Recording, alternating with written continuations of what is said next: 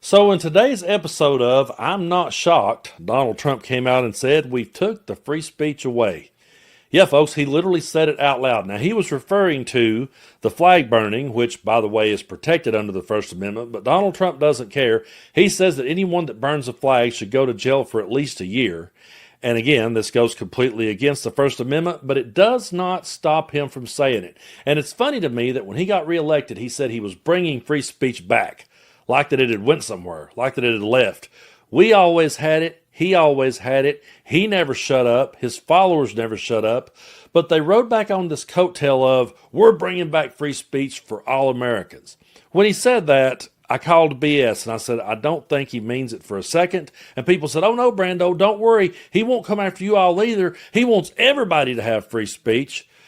But here he is, Exhibit A, saying we've took the free speech away. Explain this one away. Burning mob, and we've made it 1 year penalty for inciting riots. We took the freedom of speech away because that's been through the courts, and the court said you have freedom of speech. But what has happened is when they burn a flag, it agitates and irritates crowds. They've never seen anything like it on both sides, and you end up with riots. So we're going on that basis. We're looking at it not from the freedom of speech, which I always felt strongly about, but never passed the courts. You know, someone needs to tell him that it's not about him. It's not about him and his opinion of it. It's about the First Amendment, and flag burning is protected there. But notice what he said. He said, oh, it agitates people. It gets people all worked up. So we're going to go ahead and say that makes it illegal. That if it gets people worked up and agitated, well, then couldn't he turn, if he starts here with flag burning, couldn't he start there and just move on to other things? And pretty soon it could be random people on YouTube or the YouTube channel, they're agitating people. Do you see how that this continues to go? And he tries these things out. He sees how far he can push the boundaries, and he sees how far he can get away with it. And the more that he gets away with it, and the more that society says, yeah, that's okay. That's okay. Yeah, I understand flag burning. That does get people worked up, so let's go ahead and get rid of that. Well, if it goes from flag burning, it could go to this, and to that, until pretty soon we're all silent and we're just living completely under his rule. But I want to read you an article here from the New York Times that I found really interesting, because a lot of people says that Donald Trump is just doing this stuff to flex. And they'll write it off like, oh man, don't worry about it. He ain't got the legal right to do any of this. It's all bullshit. It's all just political theater. But my argument is, regardless of how you want to slice it, he's trying these things out to see who will go along with it. And we're seeing our fellow Americans be perfectly okay with freedoms being stripped away from others. We're seeing our fellow Americans be okay with living under an authoritarian regime. An authoritarian is favoring strict obedience to authority, especially at the expense of personal freedom. We've seen people be willing to give up all of that just in order to have Donald Trump be their leader. So, to me, we can read this article together, and it's interesting. I want to break it down. But I look at it from the angle as no matter how you slice this, whether it's political theater or he really doesn't have the legal basis or not, it's the fact that he puts it out there into the world to see how much he can get away with. So I want to read you this article here from the New York Times. And again, thank y'all so much for supporting what it is that I do. Trump baselessly claims he took the freedom of speech away from flag burners. The president said he made flag burning a crime punishable by a year in prison. But such a claim contradicts both Supreme Court precedent and the text of an executive order that he signed. So this one was written by Charlie Savage. It says, President Trump has renewed his attacks on flag burning, bringing the extraordinary and false remarks that he took the freedom of speech away and made it a crime punishable by a year in prison to set fire to an American flag. Mr. Trump made the claim on Wednesday during an apparently off-the-cuff remark at the White House roundtable on Antifa, the loosely defined left-wing anti-fascist movement, with Attorney General Pam Bondi, Homeland Security Secretary Kristi Noem, and other officials, as well as various right-wing influencers who have made videos of themselves confronting left-wing protesters of Trump administration policies. In his opening remarks at the discussion, Mr. Trump invoked an incident in which one of the influencers, Nick Sorter, was arrested last week in Portland, Oregon, after a scuffle with protesters outside an Immigration and Customs Enforcement facility. A video posted on social media appears to show Mr. Sorter stopping a protester for burning a flag before the confrontation. and he brought the partly burned remnants to the round table. Remember when Mike Johnson was talking about their political theater and how that it would all be theater? These people are the masters of that. Prosecutors later dropped plans to charge Mr. Sorter with disorderly conduct, saying any physical contact he initiated was self-defense. Conservatives have expressed outrage over his arrest, and Justice Department said it will investigate the Portland police. At the round table, after Mr. Trump noted Mr. Sorter's presence, he diverted to a tangent about flag burning, saying he had instituted a 1-year penalty for inciting riots. So that's the way he's going to spin this. He's going to say that if you burn a flag, you're inciting a riot, and that's where it's illegal. We took the freedom of speech away because that's been through the courts, and the courts said you have freedom of speech. But what has happened is when they burn a flag, it agitates and irritates crowds. So we're going on that basis. When you burn an American flag, you incite tremendous violence. Okay, let me just say this. If you burn a flag in protest, that's your First Amendment right. You have a freedom of speech to do that. If you exercising your First Amendment right agitates somebody and they do violence, that's on them. That's not on you. You went out there and expressed your First Amendment right. If somebody's got a problem with it and raises hell and breaks the law, that's on them if they break a window or do something else. Or if they storm the Capitol, that's on them. It's so ridiculous. So Mr. Trump's claim that he had somehow taken away free speech and created a 1-year penalty for flag burning appeared to be a reference to a remark he made on August 25th when he signed an executive order that directed Pam Bondi to find ways to prosecute flag burners to the maximum extent permitted by the Constitution. When signing it, Mr. Trump had claimed to reporters that if you burn a flag, you get 1 year in jail, no early exits, no nothing.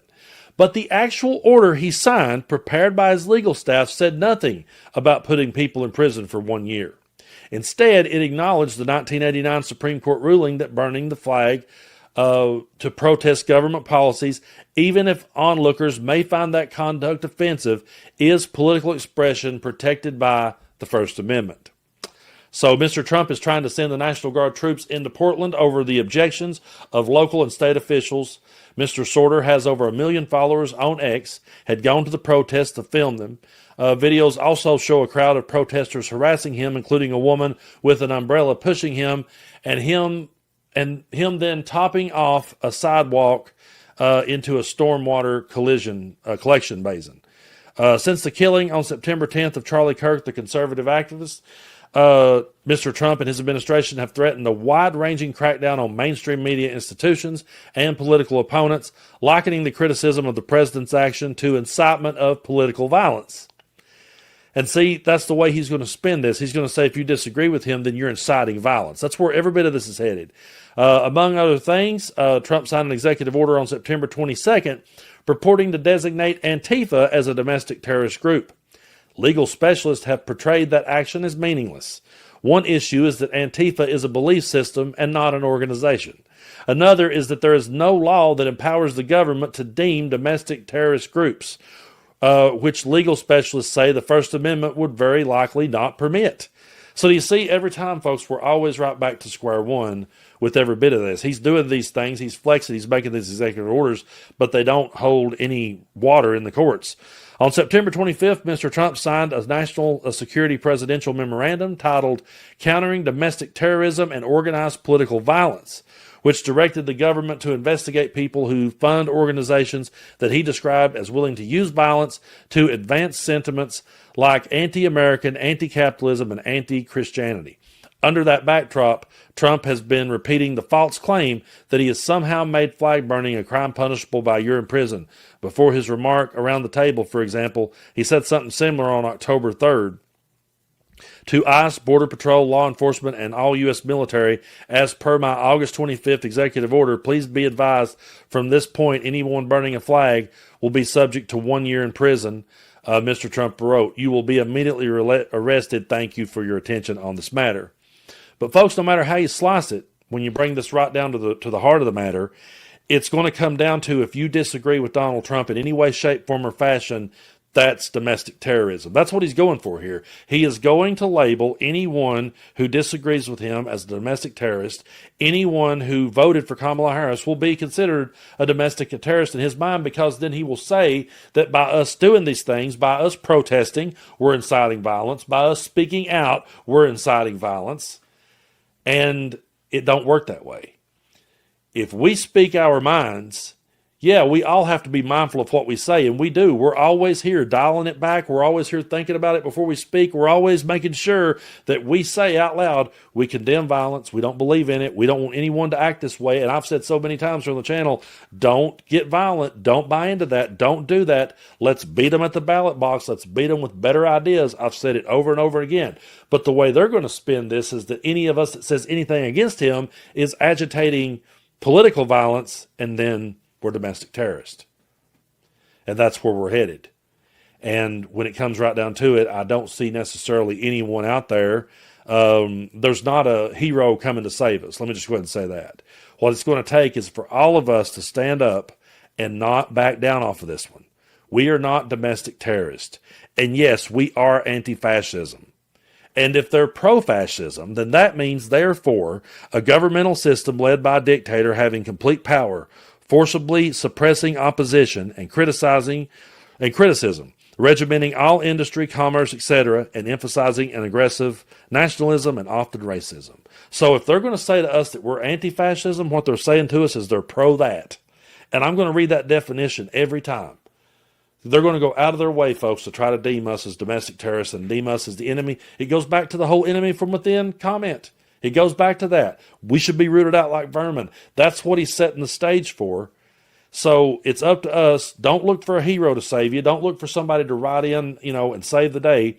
We have to continue to speak up, peacefully protest, and stand up for our First Amendment right and stand up for the Constitution. And more people are starting to see through Donald Trump. And hopefully, if enough people starts to see through it, we'll be able to turn this thing around. But it's going to have to take people on the other side walking away and saying that was a bridge too far. So to everyone out there who may disagree with what I have to say, you have to bring it back around to the point of, do you have a right to say it? I've always said that you have a right to disagree with me. Where I took issue is when people were spreading straight up lies and false information during the middle of a global pandemic when people were dying. I thought that was reckless. I thought it was reckless that comedians were pretending to be doctors during a global pandemic. And I said, maybe you should dial it back and not say that. But I never said you didn't have a right to say things. I just simply said you don't have a right to pull a fire alarm. But they're going to make it to where if we speak, then we cause the person to pull the fire alarm. That's how they're going to try to spin this to make it that we're just as bad. And we can't let them do that. We have to continue to stand up for our freedom of speech, our First Amendment right, and we can never back down, and we won't. And I appreciate y'all so much for helping me build this platform. We've crossed over 850,000 subscribers. We're on the road to 1 million. I hope we get there before the end of the year, but if not, we'll keep pushing until we get there. And I truly do appreciate y'all. I appreciate y'all for listening and hearing me out every day. I always tell people that I'm just a dude that's sitting in a chair reacting to the news. I always tell people, don't take your medical advice from me. I'm not a lawyer. I'm not a doctor. I'm not an expert on anything. I'm just a dude that's done a whole lot of living. I've lived in this country for 45 years. I've been a political junkie since I was a kid, and probably always will be. Me and my family jokes all the time about, we'll start off a conversation by going, let's not talk politics today, and 10 minutes later, what we really need to do is start like a little coin jar where we have to drop a coin in every time that we go broke real quick. Like some families have the cuss jar, we have the politics jar. If we had that, we'd go broke in a heartbeat. But we'll keep putting in the work, we'll keep standing up for it, and we'll keep calling this out because we have to. We have to weather this storm and come out the other side, and hopefully we can learn from it, and hopefully others can learn from it. And hopefully one day we can look back at this. I think about, okay, what if I made it to be my dad's age? What if I make it up in my 70s? What's the world going to be like then? I want us to be in a world where we're free to express ourselves and free to disagree. And we will continue to put in the good fight to keep us right there where we need to be.